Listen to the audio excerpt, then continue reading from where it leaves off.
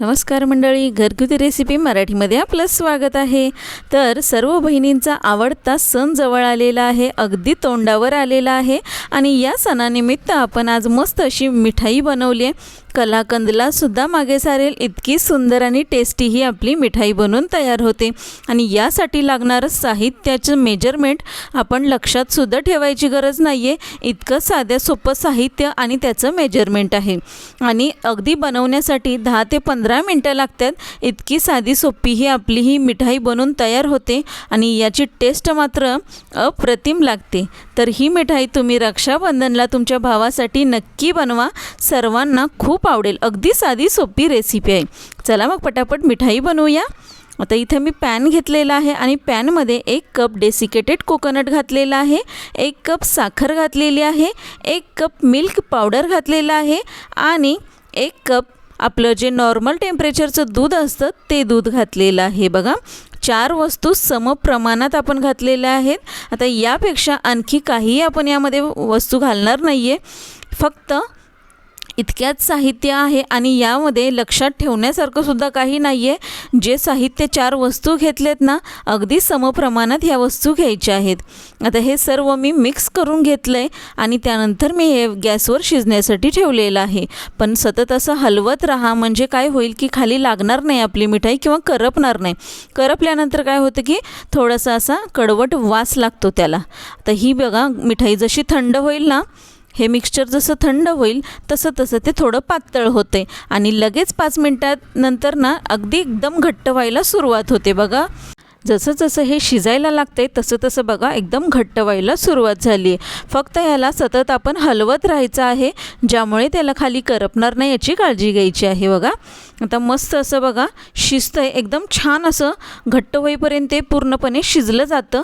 त्याच्यासाठी आपल्याला एक्स्ट्राचा वेळ द्यायची गरज नाही आहे। बघू शकता तुम्ही किती घट्ट झालेलं आहे। बघा, आता याचा पूर्ण गोळा होईपर्यंत आणि ते पॅन सोडेपर्यंत आपण याला असं हलवत राहायचं आहे, म्हणजे छान अशी आपली बर्फी सेट होईल।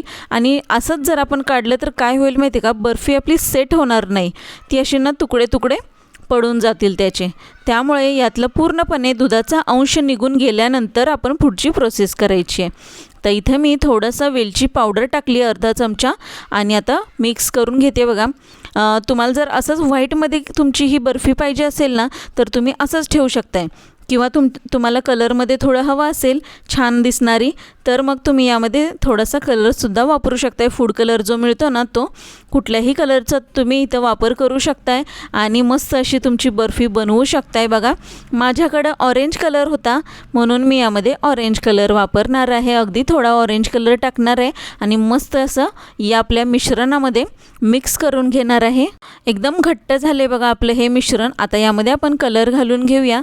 माझ्याकडे एकच हा कलर होता म्हणून मी हा वापरलेला आहे। तुमच्याकडे जो असेल तो कलर तुम्ही इथे वापरू शकताय, किंवा तुम्ही 2 कलरमध्ये सुद्धा ही मिठाई बनवू शकताय। तर हे सर्व मी मिक्स करून घेते बघा कलर, आणि ताटाला मी आधीच तूप लावून ठेवलं होतं। तुम्ही केकच्या टिनला सुद्धा तूप लावून ठेवलं आणि यामध्ये सेट केलं ना तरीसुद्धा चालेल, पण मी ताटामध्ये सेट करते। ताटामध्ये सर्व आपलं हे मिक्सचर काढून घेतलं आहे आणि गरम गरम आहे ना तोपर्यंतच आता ह्याला मी सेट करण्यासाठी बघा असं दाबून घेते चमच्याने, कारण भाजतंय खूप। चमच्याने असं दाबून घेते आणि थोडंसं त्याला चौकोनी आकार देते, म्हणजे छान अशी चौकोनी बर्फी आपल्याला कट करता येईल।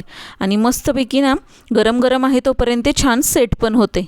आता सेट झाल्यानंतर बघा मी याला अर्धा तास बाजूला ठेवून देणार आहे आणि त्यानंतरच आपण ही बर्फी कट करायची आहे। अर्ध्या तासानंतरच आपण बर्फी कट करायला घेणार आहे। एकदम दाणेदार अशी आपली ही बर्फी तयार झालेली आहे। तुम्ही विश्वास ठेवणार नाही, तुम्ही एकदा बनवून बघा, तेव्हा तुम्हाला समजेल की इतकी सुंदर बर्फी याची बनू शकते। इतकी छान आणि दाणेदार याची बर्फी झालेली आहे, कलाकंदला सुद्धा मागे सारेल इतकी सुंदर आणि टेस्टी ही बर्फी लागते। आता याला आपल्याला हव्या त्या आकारामध्ये याचे कट करून घेऊया। वरून तुम्हाला आवडेल त्या ड्रायफ्रूटचे तुकडे टाका, किंवा असं किसून टाकलं ना तरीसुद्धा चालेल, फक्त छान दिसावं म्हणून टाकलेलं आहे। नसेल तर तुम्ही नाही टाकलं तरीसुद्धा चालेल। तर बघू शकता आपली बर्फी किती मस्त दिसते आणि एकदम दाणेदार झाली आहे बघा. एक नंबर अशी बर्फी आपली बनून तयार झाली आहे. खरंच सांगते तुम्ही एकदा नक्की ट्राय करून बघा आणि अशी मस्त अशी दाणेदार बर्फी तुम्ही रक्षाबंधनसाठी तुमच्या भावाला नक्की बनवून खाऊ घाला. खूप सुंदर आणि टेस्टी लागते. माझा व्हिडिओ कसा वाटला मला एकदा नक्की कमेंट करून सांगा बरं का. आणि माझ्या चॅनलला जर सबस्क्राईब नसेल केलं ना तर एकदा नक्की सबस्क्राईब करा, कारण इतकं छान छान व्हिडिओ झटपट व्हिडिओ मी बनवत असते.